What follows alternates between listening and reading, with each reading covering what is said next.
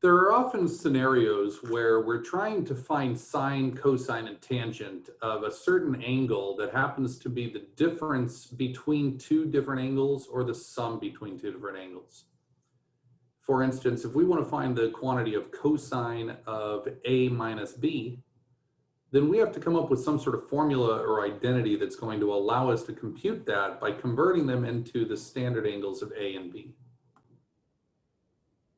We would expect that the difference between cosine of A, or the value of cosine of the quantity A minus B, is the same as cosine of A minus cosine of B.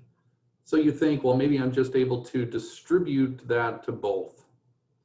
But it turns out that that's not correct. And I can show you why this is true in a very simple relationship here.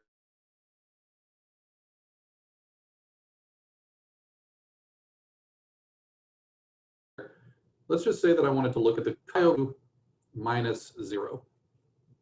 Well, I know that that's just cosine of pi over 2. And the value of cosine of pi over 2 is 0. But now let's say that we wanted to look at this by separating it and evaluating cosine of pi over 2 separate from cosine of 0, and then subtract them. Well, cosine of pi over 2 is 0, and cosine of 1, or cosine of 0 is 1. So if I subtract those, that quantity becomes negative 1. So as you could see, these two quantities are not the same, and therefore I'm not allowed to just subtract the two separate cosine, or the two separate trigonometric functions. So instead we have to view a diagram here to get an idea about, first of all, if I have two angles called A and B, how can I find cosine of the difference between those angles? Focus on these two different angles, A and B. So obviously angle A, being in the second quadrant, is this larger angle.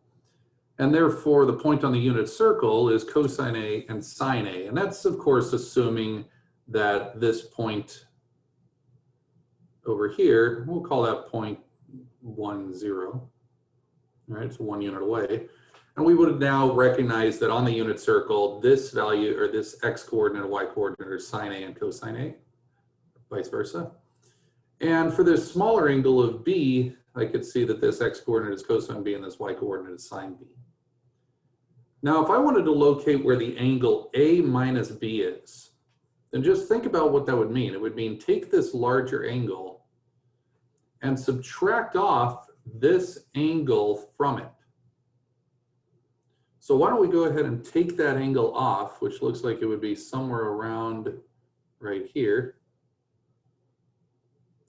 And if I take that angle off, then this angle right here is going to be the angle of A minus B.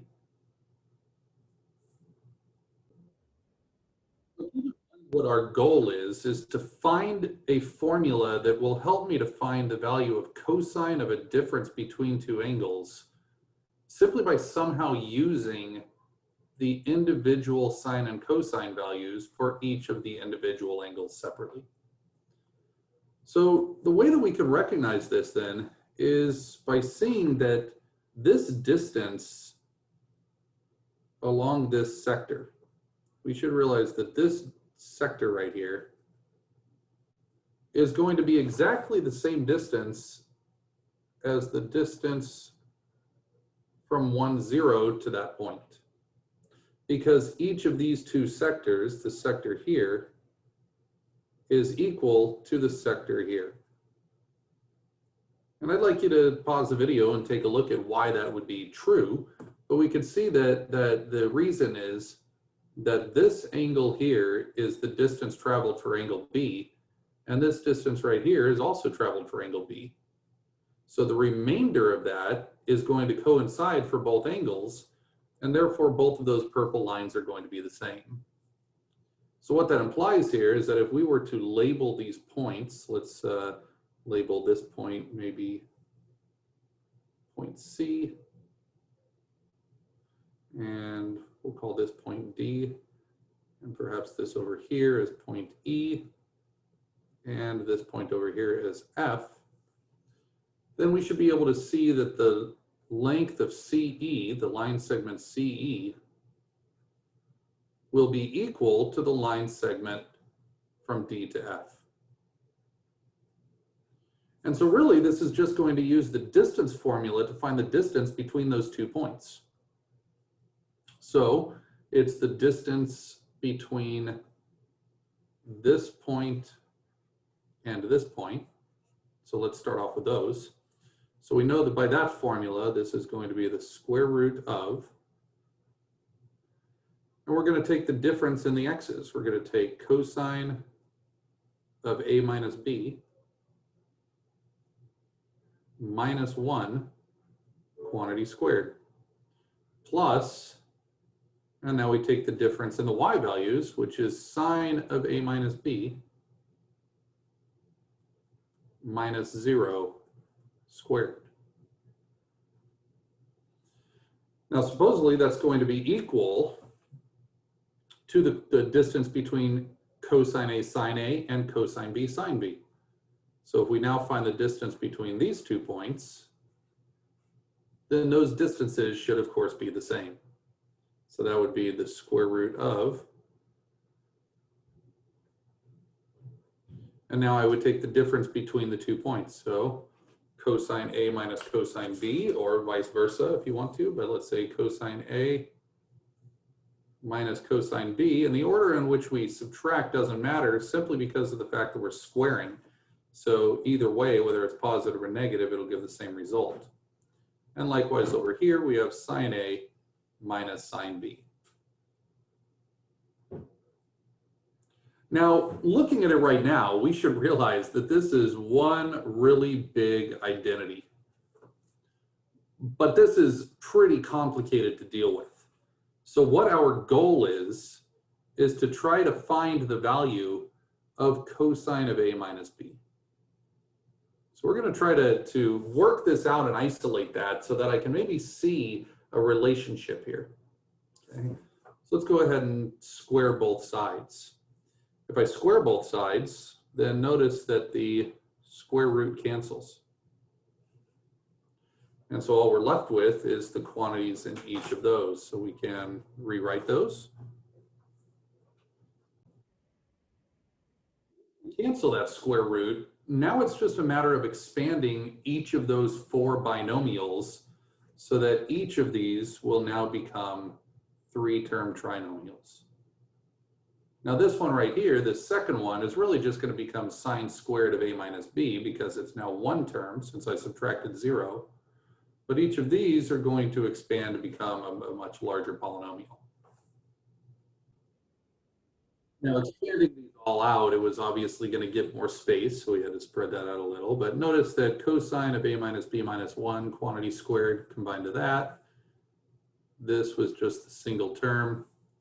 We could see that the difference of cosine A and cosine B simplified to here, and the difference of sine A minus sine B got to here. So it looks quite complicated, but there's a few things that we should definitely start recognizing. First of which is that we have quite a few different cosine squared theta plus sine squared thetas. So let's just start to take a look at each of these. Cosine squared of A minus B plus sine squared of A minus B is now equal to 1. And if I take a look at cosine squared of A plus sine squared of A, that's also equal to 1. And if I take a look at cosine squared of B plus sine squared of B, that's also equal to 1. Replacing each of those pairs of terms with 1 drastically simplified this problem at this point, and now we should be able to recognize that we're going to be able to solve for cosine of A minus B by just shifting everything around. So we can see that if we were to subtract each of these 1s from both sides, then that's going to cancel out each of those terms. And so now all we're left with is the terms only involving sine and cosine. So now if we notice each term has a coefficient of -2, all we need to do at this point is divide the negative 2's out, and we now have a form for cosine of A minus B. And so this identity, or a formula if you want to call it that, tells us that if we're ever taking the difference between two angles, and we want to calculate the cosine function value of the difference of those angles, then we can actually look only at the cosine and sine of A and B separately and calculate this value.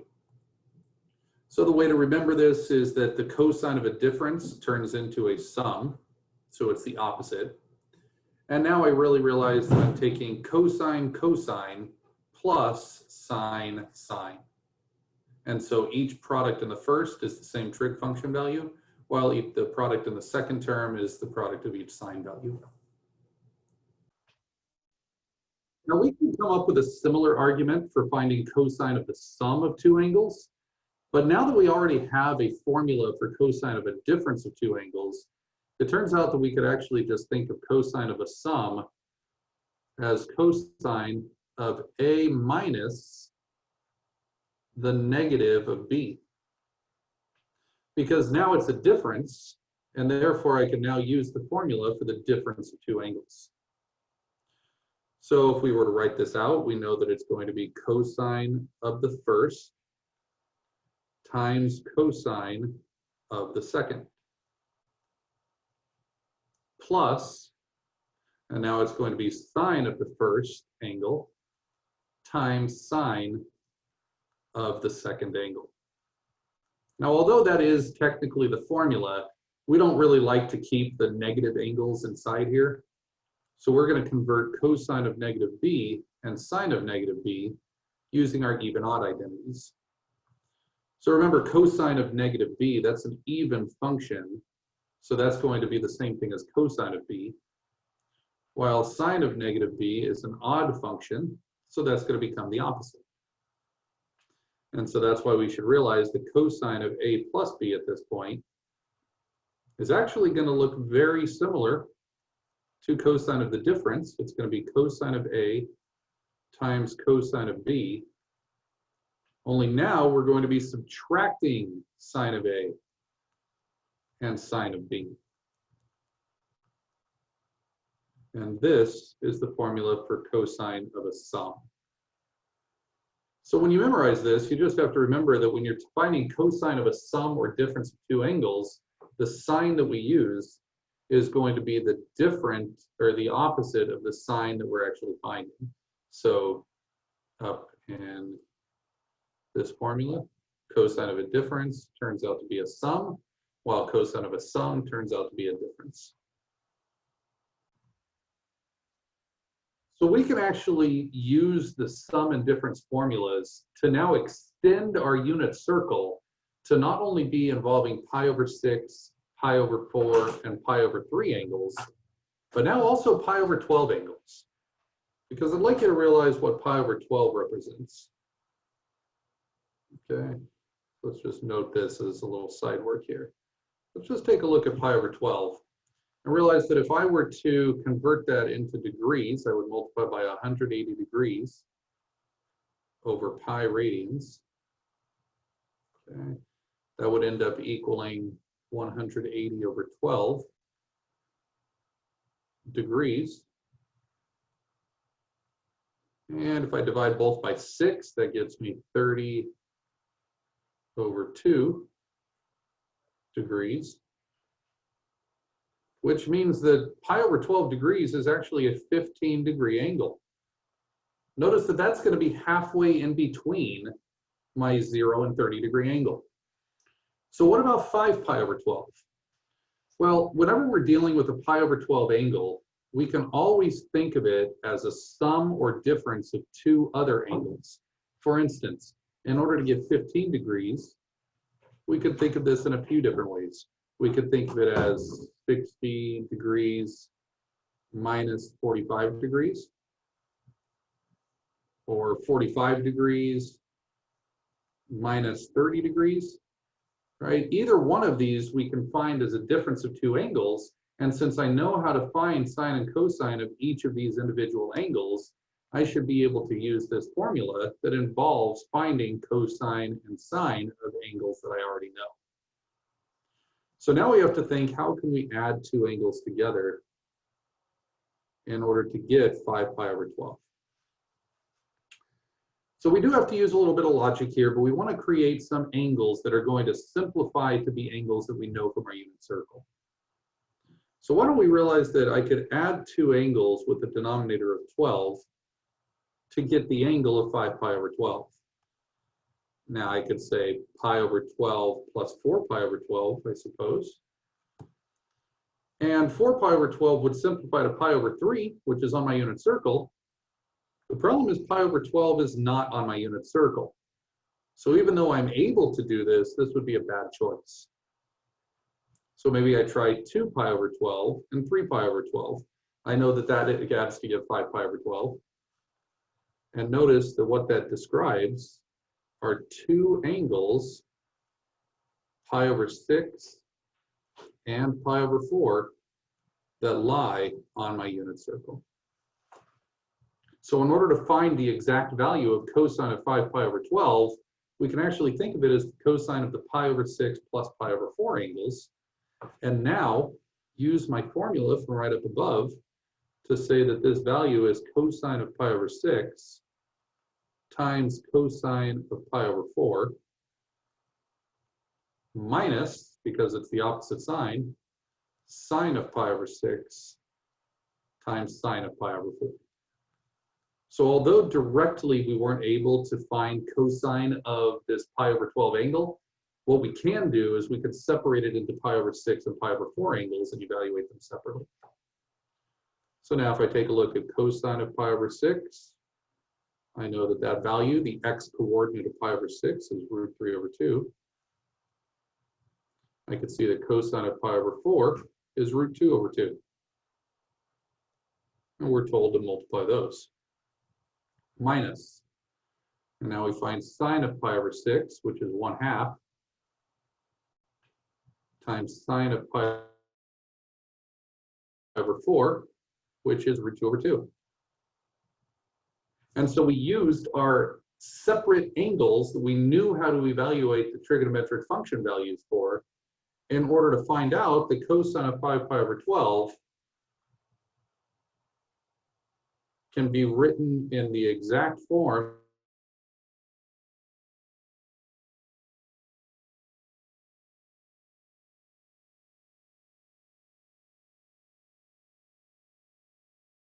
notice that the denominators of both of those terms were, and notice that this is the exact value. That's important to notice. We could obviously punch this into our calculator to get an answer, but again, that's going to get this exact answer, and we're going to be using this formula in order to rewrite expressions in various ways. By the way, this should have said cosine of 5 pi over 12, not pi over 12.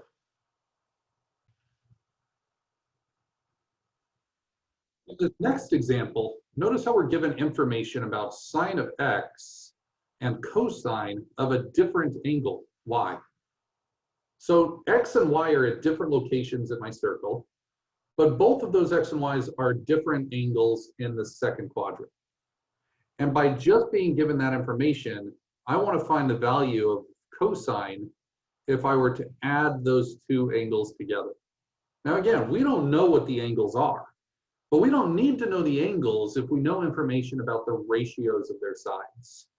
So let's start by maybe drawing a triangle that represents sine of x being 3/5 and cosine of y being -12/13.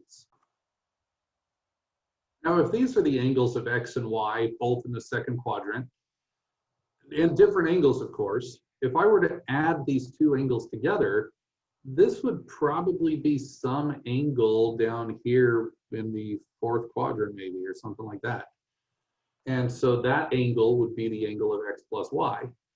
And we're trying to find out information about sine and cosine, or rather cosine of that particular angle, even though we only know information about x and y separately.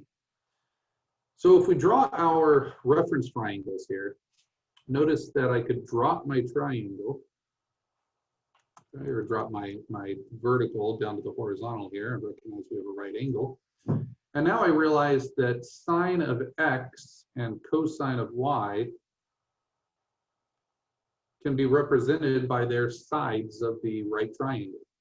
So we know that sine represents opposite over hypotenuse. And so that means that the opposite side is going to be 3, while the hypotenuse is 5. And now if we look at the angle of y, cosine describes the adjacent over hypotenuse. So the adjacent side is -12. The hypotenuse is 13. Which now means we could just use the Pythagorean theorem on both of these to find that missing side. So over here, let's find that x coordinate. And for this one, we need to find the y coordinate. All right, so if we use the Pythagorean theorem up here, we get that x squared plus 3 squared is equal to 5 squared. And down here we see that -12 squared plus y squared is equal to 13 squared. Now before I complete this, I want to demonstrate why we know that we're going to need to know those other sides. Because if I want to compute cosine of the sum of these two angles, then I need to use my formula. So I need to use the formula that says cosine of x cosine of y minus sine of x and sine of y. Now notice from what's given, I know that sine of x is 3/5. I already know that quantity. And I know the cosine of y is -12/13. I know that quantity as well. But notice that I don't know cosine of x, which is something I'm going to need. And I also don't know sine of y. So notice in order to find sine of y, I'm going to have to know the opposite side over the hypotenuse. And in order to find cosine of x, I'm going to need to know the angle right here. Now this was probably poor choice to actually call these sides x and y. So maybe I should have called this A and B since I've already used x and y for my angles. Okay, so therefore this would be A, and this down here would be B. And so if we finish this up, this becomes a squared plus 9 equals 25. So a squared equals 16. And therefore a is plus or minus 4. Now because we're going backwards into the second quadrant, that tells us that our a value is actually -4. And if we took a look at the second one, we get 144 plus b squared is equal to 169. Subtract 169 minus 144, and that gives me a remainder of 25. And therefore, b squared is equal to plus or minus 5. But again, because we are going upwards into the second quadrant, we realize that the b value is going to be positive 5. Okay, well that means that we now know the opposite side for angle y. We also know the adjacent side for A. And so based on those values, we can now find cosine of x. Cosine of x is -4/5.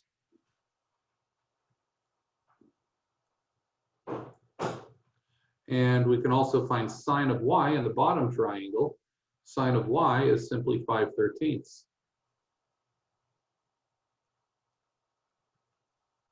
So if I now put all the information together from the two ratios that were given, in addition to the two ratios that I just found, we can now evaluate by multiplying each together. So this gives us 48/65 minus 15/65, which gives me a ratio for cosine of x plus y. Keep in mind, we had no idea what the angle of x plus y looked like. All we knew was what the angle X looked like and what the angle Y looked like, and we had those individual triangles. But now we can see the cosine of the sum of those two quantities is going to be 33 over 65. And there's our answer. So what we've seen today is just how we can use information about the single angles of A and B, or X and Y, in order to find information about cosine of the sum or difference of those two angles. Now soon we're going to be able to find out that sine and tangent have some sum and difference formulas as well. But at this point, take your time with trying to find what the sum of those angles are. Now, for one last example, why don't we take a look at an identity and how we can use the sum and difference formulas also in order to be able to calculate this identity. So first of all, I'm going to start with the more challenging of the two sides, or the side that I have more to deal with. So it right now looks like this is the only thing that I really can see what I should do. Because if I was to start with negative cosecant of x, I feel like it would be very difficult for me to figure out how to get that angle of x to somehow be an angle of 3 pi over 2 minus x. However, I do know that if I see a difference of two angles, then I'm able to separate that using the difference formula. But there is no difference formula for secant, or at least none that we learned here. And so the first step would be to convert this to 1 over cosine by using our reciprocal identity. So now we have 1 over cosine of 3 pi over 2 minus x, which is now a difference of two angles for cosine. So this is a cosine difference formula.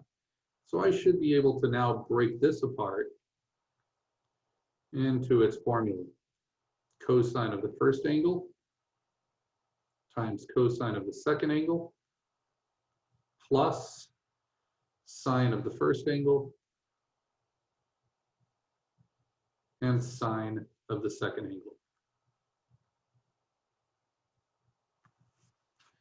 Now you should recognize that cosine of 3 pi over 2 and sine of 3 pi over 2 are ratios at a particular angle. I can't simplify cosine x and sine x because they're variables. But I know that cosine of 3 pi over 2 is the x coordinate at 3 pi over 2. The x coordinate is 0 times cosine x plus. And now the sine of 3 pi over 2 is the y coordinate down at 3 pi over 2, which is negative 1 times sine of x. Now again, always keeping in mind what we're trying to turn into. I'm trying to turn into a cosecant function, but I don't see those cosecants anywhere. But I do know that cosecant is the reciprocal of sine. So it looks like we're just about there because 0 times cosine x cancels. So all we're left with here is 1 over negative sine x. And sure enough, by our reciprocal identity, that turns into cosecant of x, or negative cosecant of x. So keep in mind, that's not the answer. The answer is the entire work, but what we've done is we've actually simplified this until we made the left side become the right side. So we verified that this identity is in fact true, but the only way to do so was to apply a difference formula. So this just adds a new type of identity. That's the difference formula and the sum formula for cosine. It adds a new type of identity, another fundamental identity, if you will, to our list of identities that we already know.